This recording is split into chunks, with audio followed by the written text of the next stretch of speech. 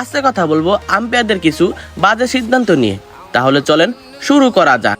যেখানে অস্ট্রেলিয়া এবং ইন্ডিয়ার একটি টেস্ট ম্যাচে আম্পায়ার সেবাগের বিপক্ষে একটি ভুল সিদ্ধান্ত দেন, যেখানে রিপ্লেতে স্পষ্ট দেখা যাইতেছিল যে বলটি ব্যাটে লেগে প্যাডে লাগছে, কিন্তু তবু আম্পায়ার এটিকে এলপিডব্লিউ আউট দিয়ে দেয়।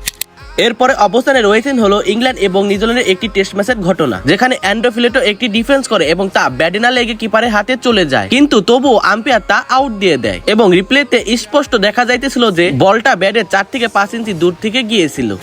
এবং এরপরে অবস্থানে রয়েছে হলো সাউথ আফ্রিকা এবং ইংল্যান্ডের 1992 সালে ওডিআই বিশ্বকাপের একটি ম্যাচের ঘটনা, যেখানে সাউথ আফ্রিকা জেতার জন্য লাস্ট 13 বলে 22 রানের দরকার হয়, কিন্তু হঠাৎ করে বৃষ্টি চলে আসে, যার ফলে বৃষ্টি কমার পর ম্যাচটাকে আবারও শুরু করা হয়। কিন্তু যখন সবাই স্কোরবোর্ডের দিকে তাকায় তখন সবাই অবাক হয়ে যায়, বৃষ্টির কারণে 12টা বল কমলেও কোনো রান কমে নাই, যার ফলে সাউথ আফ্রিকাকে জেতার জন্য 1 বলে 22 রানের দরকার হয়, যা ছিল একটি অদ্ভুত নিয়ম, যার ফলে সাউথ আফ্রিকা এই ম্যাচটা 20 রানে হেরে যায়।